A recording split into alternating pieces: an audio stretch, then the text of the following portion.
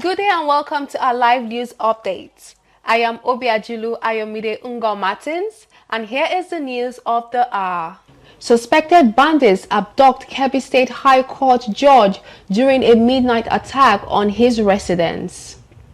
House of Reps member to grow Accountant General over alleged fake agency budget scandal. PDP challenges governor push for state's police. Nigeria's maximum bank lending rate has dropped to 33.16% in June 2026. Nigeria is among the 5 African countries expected to gain the most from artificial intelligence. More details.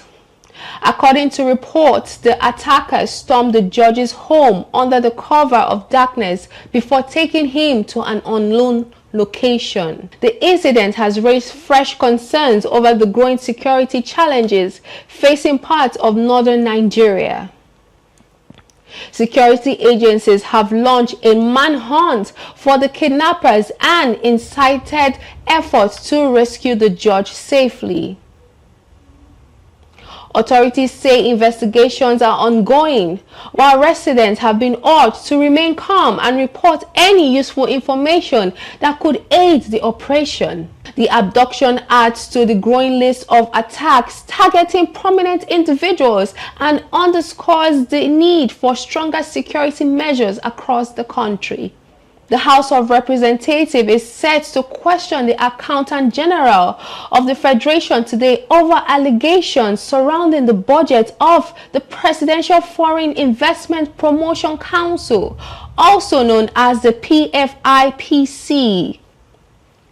The lawmakers are expected to seek explanations over the council's budgetary allocation and expenditures as part of an ongoing investigation into its financial activities. The probe is aimed at promoting transparency and accountability in the management of public funds, with members of the House expected to review relevant financial reports and hear submissions from key government officials.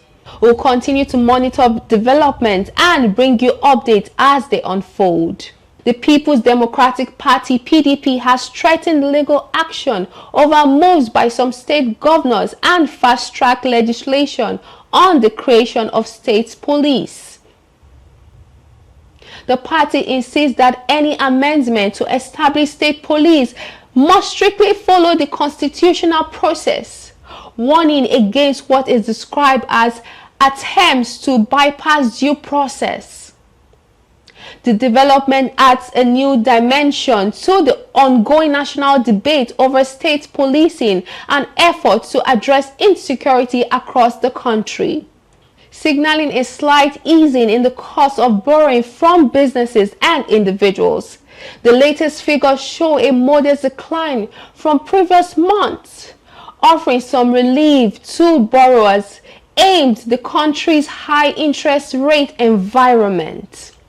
Analysts say the reduction could encourage increased access to credits, particularly from small and medium-sized enterprises seeking funds to expand their operation. However, financial experts note that lending rates remain relatively high, meaning many businesses and consumers may still face challenges. For weeks, every fresh strike between the United States and Iran sent a jolt through global oil markets. Now, with both sides holding off on further attacks, that pressure appears to be easing. Brent crude and its American counterpart have both tumbled to their lowest level in nearly a week, as traders weigh whether a fragile pause can hold long enough for diplomacy to take root. Erica John has the details. Oil prices fell more than 6% at one stage on Monday. The relief came after the US and Iran paused strikes over the weekend following 2 weeks of attacks. The latest move raised hopes of a diplomatic solution to de-escalate the conflict and allow shipping to resume in the key Strait of Hormuz. though later slightly rose. US West Texas Intermediate was also down just under $6 at around $83 a barrel, but also marginally rose later. Both contracts are trading at their lowest levels in nearly a week after rising for the past 3 weeks. The US-Iran conflict has lowered oil shipments through the Strait of Hormuz. It has lately spilled over to the Red Sea and hit exports from the world's top exporter, Saudi Arabia, via the Bab el-Mandeb Strait to Asia. The latest development sent Brent to $100 per barrel. U.S. Ambassador to the United Nations, Mike Waltz, gave an update to U.S. media over the weekend on Iran. He said President Trump had decided to pause U.S. attacks to allow more time for diplomacy. However, ship traffic through the Bab el-Mandeb Strait fell on Sunday. That after Yemeni Houthis attacked Saudi oil installations along the Red Sea coast. Erica John, reporting for ANN News. That's the news for this hour. Thank you for watching. I am Obiajilu Ayomide Ngo Martins. Have a pleasant day. This is ANN.